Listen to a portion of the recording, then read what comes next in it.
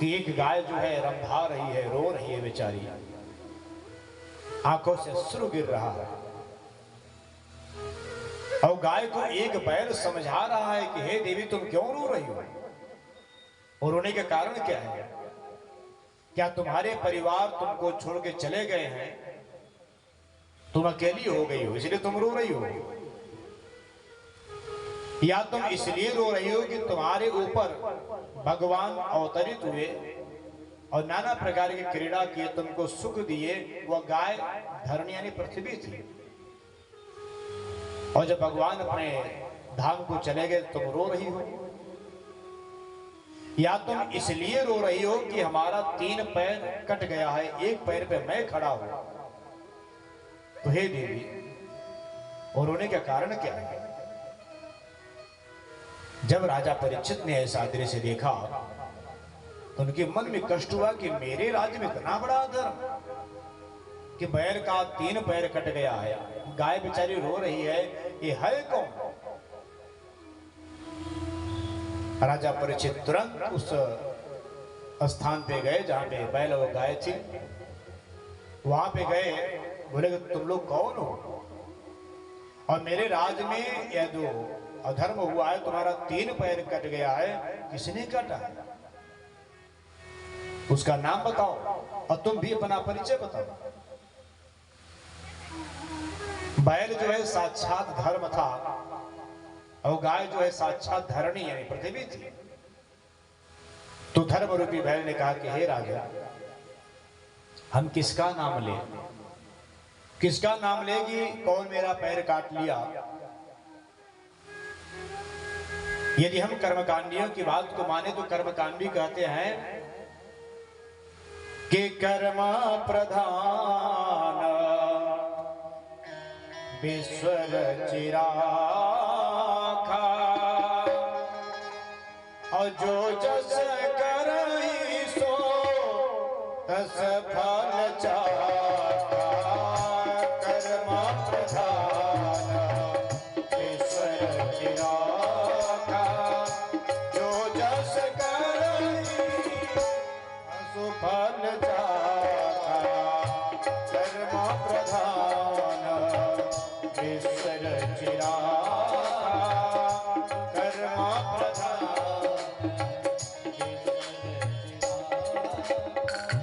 जो जस करई सो तस फल चाखा।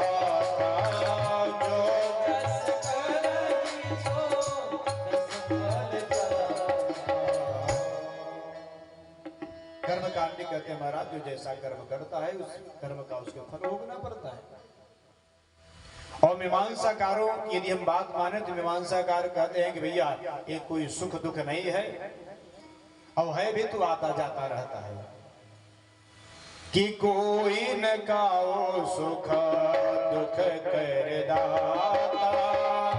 कोई न काओ सुख दुख कर दाता, कोई न काओ सुख दुख कर दाता। कोई न काओ निज कृत कर्मा भोग सब दाता। निज कृत कर्मा भोग सब दाता। निज कृत कर्मा भोग सब दाता। निज कृत कर्मा भोग सब दाता। भगवान सूत जी महाराज ने कहा कि ऋषियों, बैल रूपी धर्म ने कहा कि ये सुख दुख दोनों जो है कल्पनाएं हैं।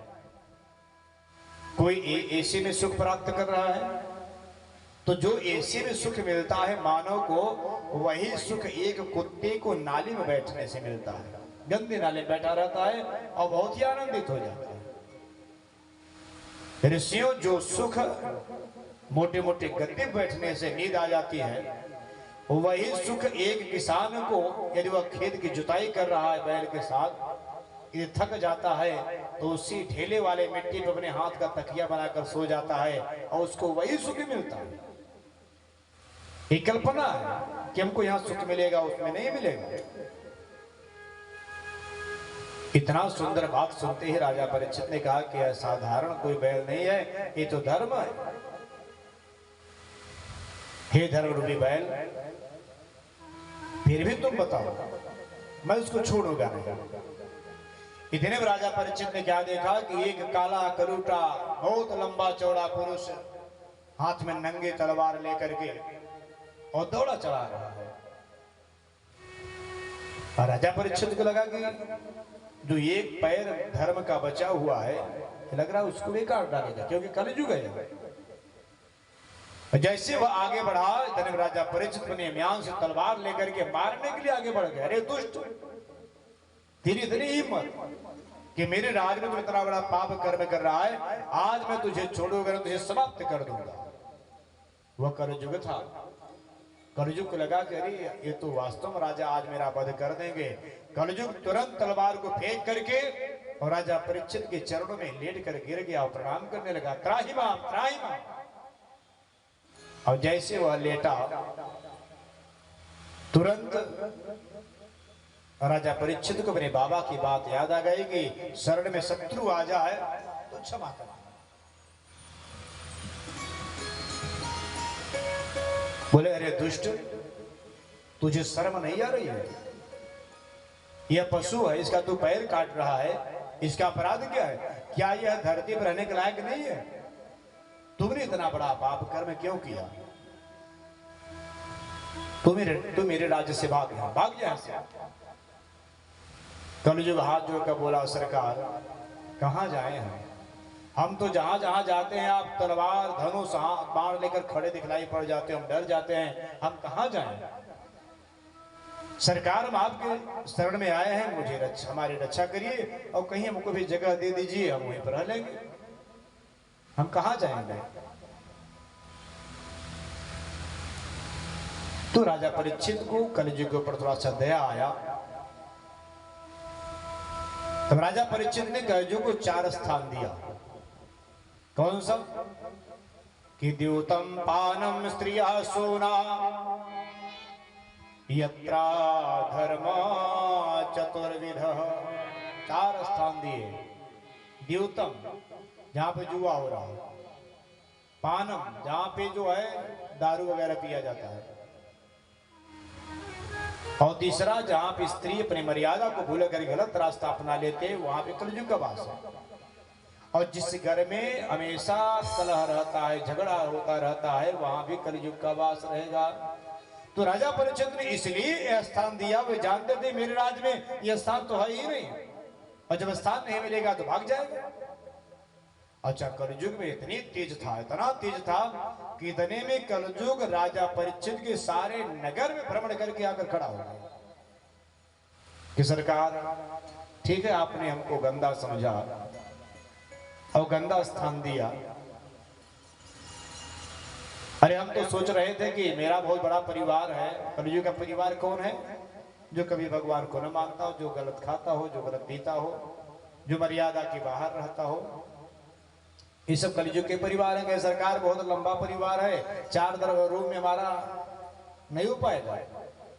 अब आप मुझे गंदा देखे हो इसलिए गंदा स्थान देख दिए हो, लेकिन हे राजन, यदि ध्यान से आप देखोगे तो जरूर हमारे अंदर कुछ न कुछ गुण होगा। तो राजा परीक्षित ने कहा कि आप ही बता दो तुम्हारे अंदर क्या गुण है। तो कलयुग ने कहा, सरकार, यद फलमनास्ति तपसा न योगेन समाधिना तत्फलम लभते सम्यक् कलो केशव कीर्तनात्। कलयुग केवल नामय धारा, सुमिर सुमिर नर उतरहि पारा। कलयुग केवल नामय धारा, सुमिर सुमिर नर उतरहि पारा। कलयुग केवल नामय धारा,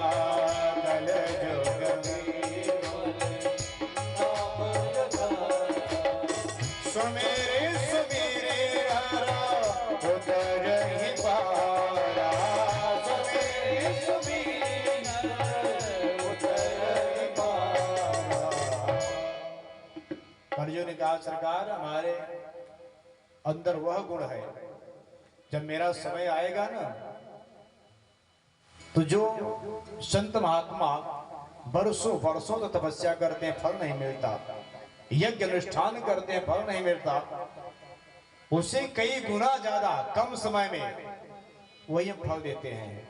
केवल भगवान का नाम ले, हरे राम राम राम हरे हरे, हरे कृष्ण कृष्ण कृष्ण हरे हरे, केवल यही करता रहेगा, हम वही फल दे देंगे। हमारे अंदर यह सामर्थ्य है। अब इतना तो सुनते ही राजा परीक्षित इतने प्रसन्न हो गए, इतने प्रसन्न हो गए, कलयुग ने कहा सरकार अब तो दे दीजिए कोई अच्छा स्थान। राजा परीक्षित प्रसन्न होकर के बोले जाओ तुम्हारा सोने में वास हो जाए, सोने का स्थान दे दिए। और जब सोने में स्थान दे दिए, यशोद जी महाराज ने कहा, एक ऋषि खड़े हो गए, महाराज ये कैसे हो सकता है, सोने में कैसे वास कलयुग का होगा? अरे सोने में वास तो भगवान विष्णु जी का है, तो ही एक ही स्थान पे भगवान और कलयुग यह कैसे रह सकते हैं? ये हमारे समझ में नहीं आई। गीता में लिखा हुआ है ना, भगवान कहते हैं कि धातु नाम अस्मिकांचन, धातु में सोना, और वेद में लिखा हुआ है कि हिरण्यगर्भः समवर्तताग्रे, कि सोने जैसे गर्भ में भगवान का वास है। तो दोनों का वास कैसे हो सकता है सरकार? ऋषियों की बात को सुन करके सूर्य ने कहा कि सुनिए, अधर्म के द्वारा कमाया गया जो धन होता है उसमें ही कलयुग का वास होता है। तो ऋषियों ने कहा कि इसका मतलब राजा परीक्षित जो मुकुट पहने हैं कलयुग उसमें जाकर बैठ गया, तो हम मुकुट अधर्म का था क्या? तो सूर्य ने कहा वह जरासंध का मुकुट था, जरासंध का वध करके उनके मुकुट को पांडव जो है अपने राज्य में ले आए थे, वही मुकुट राजा परीक्षित ने धारण किया। इसलिए कलयुग जो है जाकर के मुकुट में प्रवेश कर गया, और प्रवेश जब कर गया तो राजा परीक्षित की मति भ्रष्ट हो गई। ऋषियों ने कहा महाराज अधर्म के द्वारा कमाया गया धन में कलयुग का ही वास होगा, तो इसका मतलब इस संसार में जितने भी वस्तु हैं ऐसा बहुत कम ही होगा जो धर्म का होगा, कहीं न कहीं अधर्म तो जरूर लगा रहता है। तो उससे प्राणी की रक्षा कैसे किया जाए? कि जड़ चेतन गुण दो समय विश्व के निकरतार, इस जड़ चेतन में जितना भी है सब में कहीं न कहीं दोष है। अब इस पंडाल जो लगा रहा होगा, यदि आप डांट दिए तो उसको भी कष्ट हो गया, और जब कष्ट हो गया तो दोष लग गया। जो आप कपड़ा पहन रहे हैं, जिस दुकान से ला रहे हैं, तो दुकान वाला भी कहीं न कहीं बेईमानी जरूर किया होगा। वह कपड़े को आप पहन रहे हैं, जो भोजन हम कर रहे हैं, अब भोजन बनाने वाला जो है पता नहीं वो प्रसन्न होकर के बना रहा है कि गाली देते हुए बना रहा है। अब उसको जो भोजन करेगा तो जरूर उसमें दोष हो जाएगा। जैसे कोई मेहमान आ जाए दोपहर के समय और सब भोजन बना करके अपने अपने रूम में सो रहे हैं, और पता चला भैया मेहमान आ गए चलो भोजन बनाओ, तो भोजन बनाने में गाना गाते हो थोड़ी भोजन बनाएंगे। मर गया पता नहीं कहां से आ गया है, इसी समय आना था इसको, अरे आना होता तो पहले आ गया होता, शाम को आया होता, न जाने कितने गाली दे देंगे। भोजन जरूर बनेगा लेकिन भोजन में दोष रहेगा। ऐसा भोजन जो करके अपने घर जाएगा तो वहां भी जाकर झगड़ा ही करेगा, क्योंकि दोष है वो। ऋषियों ने कहा महाराज इस दोष से मुक्ति कैसे होगी, कोई तो उपाय होगा। तो सूर्य ने कहा उपाय तो है, कहें क्या? कि तुम ही निवेदित भोजन करहे प्रभु प्रसाद पट भूषण धरहे, तुम ही निवेदित भोजन करहे प्रभु प्रसाद पट भूषण धरहे, तुम ही निवेदित भोजन करहे।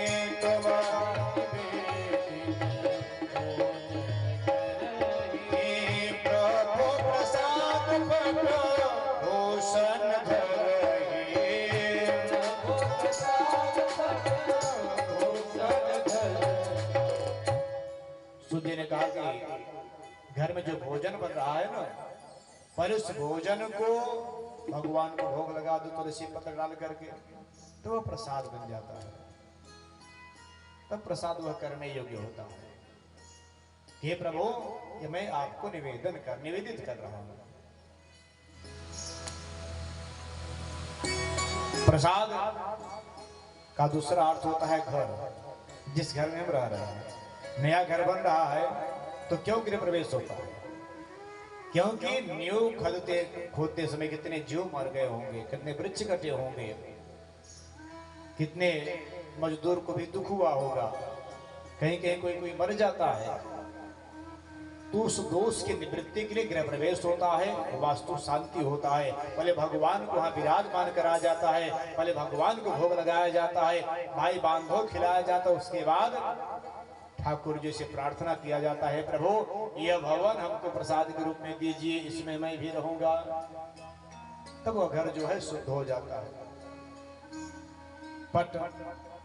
पटानी कपड़ा, नए कपड़े को तुरंत नहीं पहनना चाहिए, पर एक कपड़े को ला करके भगवान को स्पर्श कर दो, ताकि जो दोष हो सब हो समाप्त हो जाए। भूषण सोना चांदी बनवा करके तुरंत नहीं पहनना चाहिए, उसमें बेईमानी भी होता है। तो उसके दोष को दूर करने के लिए हमको भगवान का स्पर्श करना ही पड़ेगा। हे ऋषियों, यदि ऐसा करोगे तो सारा दोष जो है समाप्त हो जाएगा। अब आज राजा परीक्षित का जो मति भ्रष्ट हुआ है, उसमें दोष है मुकुट का।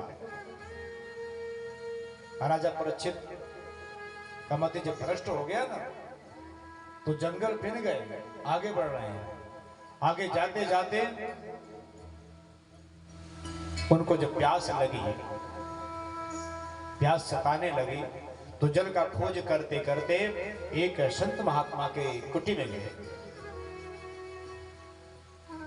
वहां पे जाकर के देखें कि वह संत महात्मा समाधि लगा के बैठे हुए हैं, सफेद दाढ़ी, सफेद मुंह, सफेद बाल, समाधि लगा के बैठे हुए हैं।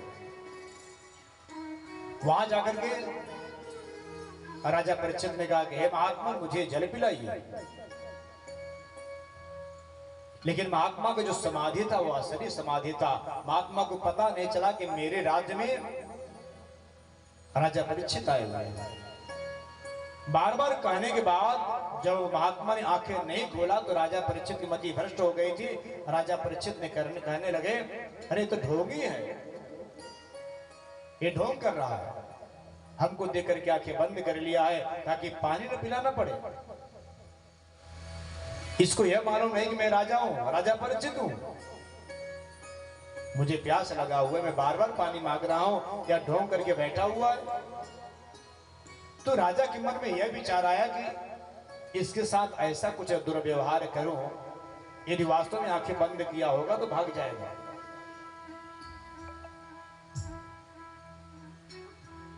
तो उस कुटिया के अगल बगल घूमकर देखने लगे। एक मरा हुआ सर्प पड़ा हुआ था, तो अपने धनुष के नोक से उठा करके राजा परीक्षित ने उस समीक ऋषि के गले में डाल दिया। लेकिन समीक ऋषि को समाधि असली थी, पता ही नहीं चला। डाल करके और राजा परीक्षित वहां से चल दिए। ऐसा दृश्य एक ऋषि कुमार देख रहा था और दौड़ते दौड़ते गए श्रृंगी ऋषि के पास, जो नदी में स्नान कर रहे थे। बोले कि आपके पिता के गले में राजा परीक्षित जो है मरा हुआ सर्प डाल दिए। ऐसा सुनते ही श्रृंगी ऋषि जो है क्रोधित हो गए,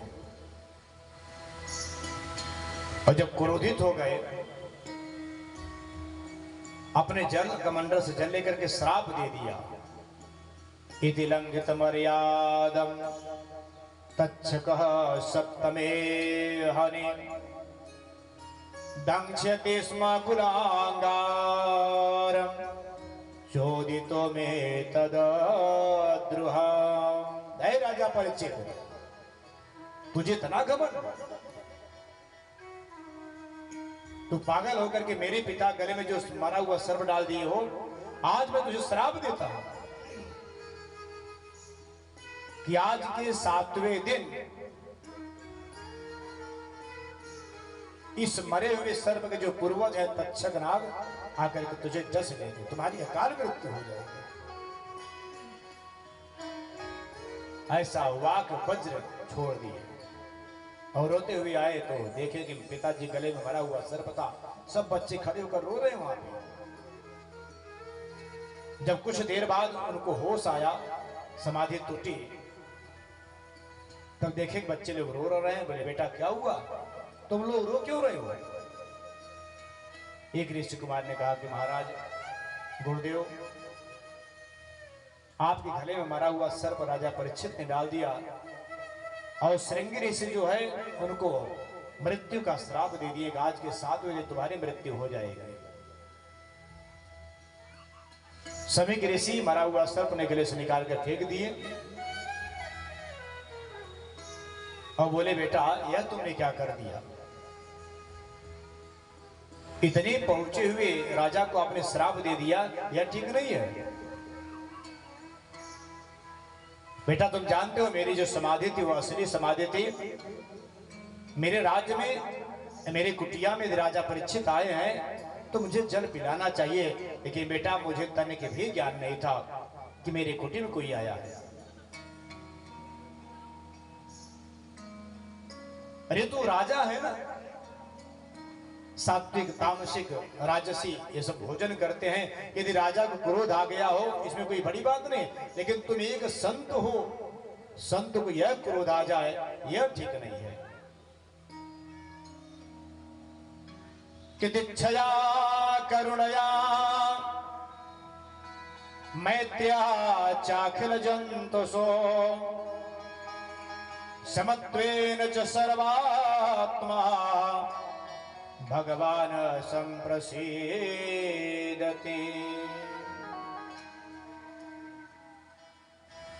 बेटा हम संत हैं, संत महात्मा क्रोध नहीं करना चाहिए। हम लोग कंद मूल खा रहे हैं, शुद्ध शाकाहार भोजन कर रहे हैं, पत्ते खा रहे हैं, और यह खाकर के हमारे अंदर क्रोध आ जाए तो यह ठीक नहीं है। बेटा संत को संशील होना चाहिए। संत के का मतलब क्या होता है? संत के अंदर लक्षण क्या होता है? तितिक्षवः, यानी बड़े संशील होते हैं संत महात्मा, होना चाहिए। अगर कोई माला मोती का माला पहना दे तो भी प्रसन्न नहीं होना चाहिए, हीरे की माला पहना दे तो भी नहीं खुश होना चाहिए, अगर कोई धक्का मारकर भगा भी दे ना तो भी नहीं दुखी होना चाहिए, हमेशा प्रसन्न रहना चाहिए। तितिक्षवः। और दूसरा कारण है कारुणिकाः, महात्मा को करुणवान होना चाहिए, प्रसन्न भाव से हमेशा रहना चाहिए। और कैसा होना चाहिए? सुहृदः सर्वदेहिनां, जितने भी देहधारी हैं सब अपने ही हैं, कोई अपना शत्रु न हो। अजात शत्रु हो, वो अजात शत्रु है। संत महात्मा कोई शत्रु नहीं होता। निज प्रभु मैं देख ही जगत के सन करो विरोध, सब में अपने प्यारे का ही दर्शन करना चाहिए। लेकिन बेटा तुमने तो अब श्राप दे ही दिया। तुरंत समीक ऋषि जो है एक महात्मा को भेजे राजा परीक्षित के यहाँ, बेटा जाओ कह दो कि तुम्हारी मृत्यु 7 दिन में हो जाएगी, कोई उपाय करना चाहते तो कर लो। और राजा परीक्षित जैसे अपन महल में गए और मुकुट उतार कर रखे, उनको याद आ गई ये मैंने क्या किया। जिस महात्मा को हम इतना सम्मान देते थे, राजा परीक्षित भेष बदल करके संत महात्मा की कुटी में जाकर के सारी व्यवस्था करते थे। क्षत्रिय जो राजा होते हैं वह कभी दूसरे के ब्राह्मण के यहाँ जल नहीं पीते। वास्तव में जो क्षत्रिय है कभी भी ब्राह्मण के यहाँ वह भोजन नहीं करते। अगर मान लो कभी गलती से भोजन कर लिए, पानी पी भी लिए, तो कई बिगहे जमीन कई गांव दे देते हैं, महाराज ले लीजिए आप, रहिए आराम से रहिए। आज मैं ऐसे इतने पहुंचे महात्मा से जल पीने का आग्रह किया और मरा हुआ सर्प डाला, धिक्कार है मुझे। बड़े दुखी हो गए। इतने ऋषि कुमार आ गए, बोले महाराज आपको श्राप लगा हुआ, 7 दिन में आप मर जाओगे, कोई उपाय करना चाहते हो तो करो। राजा परीक्षित ने कहा कि अरे वो मुझे श्राप नहीं, ये मुझे आशीर्वाद मिला हुआ है। अरे हम तो इतना बड़ा पाप कर्म किए हैं, मैं तो 7 दिन नहीं, हम तो सोचते हैं कि 7 मिनट भी हमारे लिए बहुत ज्यादा है, हमारी अभी मृत्यु हो जाए, यह शरीर हमारा ऐसे खड़ा क्यों है। राजा परीक्षित ने अपनी पत्नी को बुलाए, बोलो कि हे देवी मेरा जो बड़ा पुत्र है वह राजा बनेगा, मैं तो जा रहा हूं जंगल। उनकी पत्नी कुछ भी नहीं प्रश्न नहीं कि आखिर हुआ क्या। राजा परीक्षित जंगल चले गए, अपने साथ कोई भी वस्तु नहीं ले गए, न तो कोई कपड़ा ले गए न कोई वस्त्र। भूख लगे तो मांग खई हो ना साज सवेरे, अरे भूख लगेगा फिर मांग लूंगा सुबह शाम। संत महात्मा जब जंगल गए, ऋषि राजा परीक्षित जब जंगल गए तो बड़े बड़े संत महात्मा को पता चला, अत्रि वशिष्ठ च्यवन शरद्वान नरिष्टो नेमे भृगुरंगिराश्च पराशरोगाभिसुतोत्तराम उतथ्येन्द्र प्रमदेद्मबाहो। बड़े बड़े ऋषि महात्मा वशिष्ठ, पराशर, वेदव्यास और ये जो बड़े बड़े संत महात्मा थे, इनको जब पता लगा कि हमारे राजा जी आए हुए हैं जंगल में, तो सब संत महात्मा राजा परीक्षित के पास पहुंच गए। बोले महाराज आपका आगमन हुआ, हम धन्य हो गए, हम लोग आपके राज में हम लोग स्वच्छंद पूर्वक यज्ञ कर रहे हैं, अनुष्ठान कर रहे हैं। राजा परीक्षित ने कहा कि हे ऋषियों, हम आप लोगों के समय को बर्बाद नहीं करना चाहता हूं, केवल एक ही प्रश्न करना चाहता हूं कि जल्दी मरने वाले व्यक्ति को क्या करना चाहिए। अब ऐसा प्रश्न सुन करके एक दूसरे का समूह देखने लगे, ये कौन सा प्रश्न है, इसके कोई उपाय नहीं। महाराज जी मैं पुनः आप लोगों से आग्रह करना चाहता हूं कि इसका उपाय जो है बता दीजिए। इतने में भगवान शिव जी सुकद्य जी महाराज जी को आदेश दिए कि बेटा सुख, शिष्य योग्य है, जाकर के शिष्य बना लो अपना। तुमने अपने जीवन में किसी को शिष्य नहीं बनाया, लेकिन राजा परीक्षित योग्य है, जाकर शिष्य बना लो। ऐसा भगवान शिव जी का आदेश पाते ही सुकद्य महाराज खड़े हो गए अपने आसन से। तत्रा भवत् भगवान व्यास पुत्रो यद्यच्छयागामट मानवो नपेक्षः अलच्छलिंगो निजरावतुष्टो मृत्यस्य बालैरवधूतवेशः। सुकद्य महाराज खड़े हो गए, बड़ी बड़ी जटा, चौड़ी छाती, लंबे चौड़े लंगोटा लगा करके, एक हाथ में कमंडल लेकर के और चल दिए। जिस गांव से गुजरते थे सब बच्चे कहते थे नागा बाबा है, नागा बाबा है। कोई उनके ऊपर मिट्टी फेंक रहा है, कोई कंकड़ फेंक रहा है, लेकिन सुकद्य जी महाराज जी कोई फर्क नहीं। सुकद्देव जी का निगाह केवल अपने नासिका पे रहता था, नासिका, और किसी के ऊपर। वेदव्यास जी के पुत्र हैं।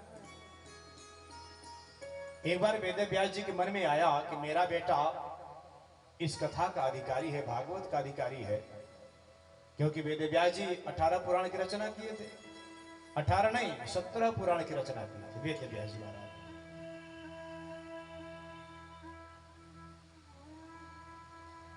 तो इसका अधिकारी कौन है भागवत का, किसको मैं दान करूं। मैं जानता हूं मेरा बेटा दान का अधिकारी है, यह काम क्रोध पे विजय प्राप्त कर लिया है, लेकिन यदि मैं कहूंगा कि मेरा बेटा अधिकारी है तो कोई नहीं मानेगा, सब कहेंगे इनका बेटा इसलिए ऐसा कर रहा है। तो अपने बेटे की परीक्षा लेने के लिए वेदव्यास जी अपने बेटे सुकद्देव जी को राजा जनक के यहाँ भेजे थे और जनक जी से बोले थे मेरा बेटा जा रहा है और इसका परीक्षा लेना कि काम और क्रोध में विजय प्राप्त किया है कि नहीं किया है। जब सुखदेव जी गए तो दरवाजा बंद था, गेट पे जो है द्वारपाल लगे हुए थे। द्वारपाल से बोले कि हम राजा से मिलना चाहते हैं, तो द्वारपाल ने कहा कि ठहरो, मैं जाकर पूछ कर आता हूं, जैसा राजा जी कहेंगे वैसा मैं करूंगा। द्वारपाल गया। राजा जनक जानते थे कि यह वास्तव में काम क्रोध में विजय प्राप्त कर लिया है, लेकिन परीक्षा ले रहे हैं। बोले जाओ उस महात्मा से कह दो कि 4 दिन तक हमारे पास समय नहीं है, अगर जाना चाहते हो चले जाओ, रुकना चाहते हो तो रुक जाओ, 4 दिन के बाद ही हम तुमसे मिलेंगे। द्वारपाल आकर बोला महाराज ऐसी सी बात है। सुखदेव जी महाराज उसी स्थान पे खड़े हो गए, मुस्कुरा रहे हैं। 4 दिन बीत गया, उसी स्थान पे खड़े हैं। राजा जनक ने कहा जाओ देखो महात्मा है कि चला गया है। मंत्री आकर देखे और फिर जाकर बोले महाराज वो तो ऐसा लग रहा है जैसे अभी भी आया है, ऐसा मुस्कुरा रहा है वो। राजा जनक ने कहा कि बहुत जल्दी उसको आदर सम्मान पूर्वक ले आओ अंदर। राजा जनक रोने लगे, इतना पहुंचा हुआ संत का मैं इतना बड़ा अपमान किया, ये तो क्रोध भी विजय प्राप्त कर लिया है। अब काम में विजय प्राप्त किया है कि नहीं किया, यह परीक्षा शुरू हो गया। बड़ी सुंदर सुंदर जो है राजकुमारियां, दासियां, सबको बुलाए कि महाराज जी का सेवा करो। अब बड़े सुंदर सुंदर दासियां, राजकुमारियां जो है सुखदेव जी महाराज जी को अपने पास बैठा कर कोई चिकोटी काट रही है, कोई उनके शरीर से खिलवाड़ कर रही है, कोई पान का आदान प्रदान कर रही है। लेकिन हमारे सुखदेव जी महाराज को अपने नासिका को देख रहे हैं, किसी को नहीं देख रहे हैं और प्रसन्न है।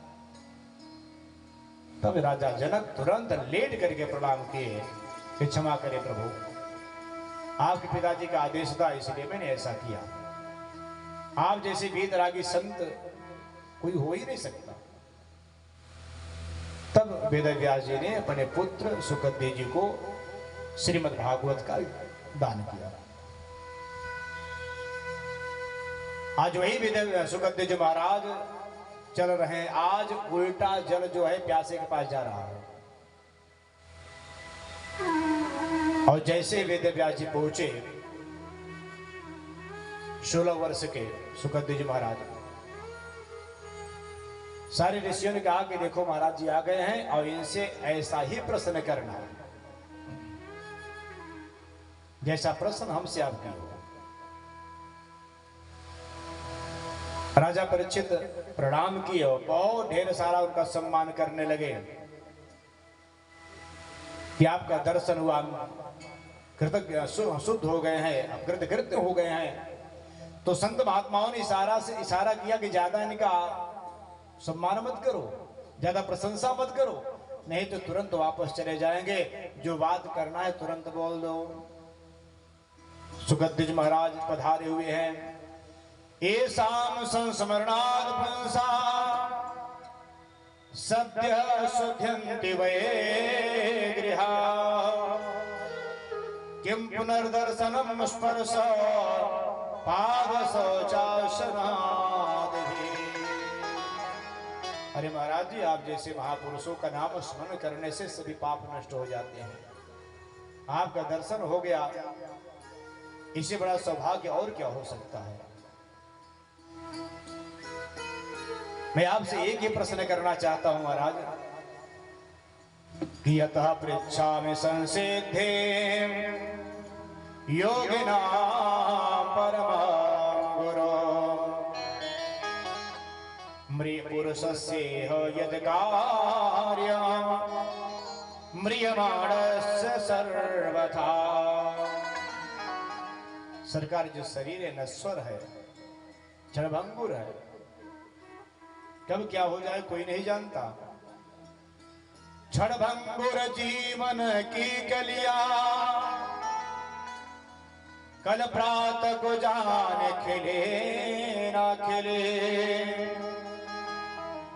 मलयाचल की सुज शीतल गंध सुगंध समीर में चलिए ना चले, कलिकाल कुठार लिए फिरता, तब नम्र से चोट झुले न झुले, रट ले हरिनाम रे रसना, फिर अंत समय में हिले ना हिले। हे सरकार,